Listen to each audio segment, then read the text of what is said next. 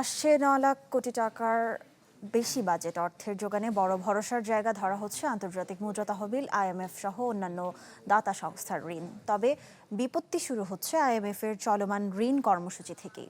সরকারের পক্ষ থেকে বারবার যোগাযোগ করা হলেও সংস্থাটি বেঁকে বসেছে এনবিআর অধ্যাদেশ বাস্তবায়ন বা জ্বালানি খাতের ভর্তুকিতে, যা কঠিন হতে পারে সরকারের জন্য। ইমদাদ হকের রিপোর্ট। বাজারে নিত্যপণ্যের চড়া দামে যেন আগুনে ঘি ঢেলেছে জ্বালানি তেলের সাম্প্রতিক মূল্য বৃদ্ধি। আভাস আছে বাড়তে পারে গ্রাহক পর্যায়ে বিদ্যুতের দামও। দরজায় যখন আসছে বাজেটের কড়া নাড়া, তখন জনমনের শঙ্কা মৌলিক আরও কিছু পণ্যের দর বৃদ্ধির। আসছে বাজেটে বেশ কিছু প্রতিশ্রুতি বাস্তবায়নে ৯ লাখ কোটি টাকার বেশি অর্থ দরকার। তবে পরিস্থিতি আরও জটিল করে তুলছে ওয়াশিংটন থেকে আসা আইএমএফের ভিন্ন বার্তা। সংস্থাটির ঋণের কিস্তি ঝুলে গেছে একগুচ্ছ কঠোর শর্তের বেড়াজালে। আইএমএফের তীব্র আপত্তি, এনবিআর অধ্যাদেশ বাস্তবায়ন না হওয়া, লক্ষ্যের তুলনায় কম রাজস্ব আদায় কিংবা ব্যাংক ঋণে সরকারের অতি নির্ভরতায়। জ্বালানি ও কৃষিজ খাতে ভর্তুকিও চায় না সংস্থাটি। ব্যয় বাড়ে, আবার অন্যদিকে আমি ইশতেহারে এটাও বলেছি যে আমরা ঋণ নির্ভরশীলতা কমাতে চাই। ঋণ নির্ভরশীলতা কমানো মানে তো ঘাটতিটাকে সীমিত রাখতে হবে। ঘাটতির মাধ্যমেই তো ঋণ তৈরি হয়।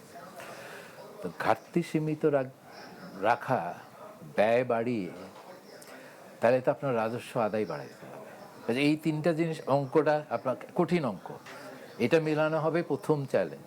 মধ্যপ্রাচ্য যুদ্ধ পরিস্থিতিতে জ্বালানির দাম বাড়িয়েছে সরকার। তবে ১৫% অভিন্ন ভ্যাট হার চালুর মতো শর্তগুলো নিয়ে এখনও মতবিরোধ কাটেনি।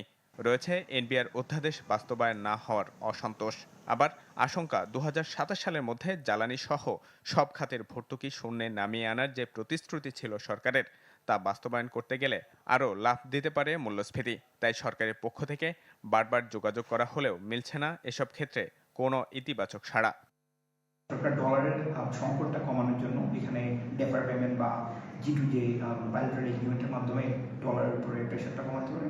এবং ফোর্থ এবং একটা গুরুত্বপূর্ণ বিষয় হলো সব ক্ষেত্রে ভর্তুকি না দিয়ে টার্গেট ভিত্তিক, যেমন কৃষি বা পাবলিক ট্রান্সপোর্টেশন বা পণ্য পরিবহন, এই সমস্ত ক্ষেত্রে ভর্তুকি দিতে পারে।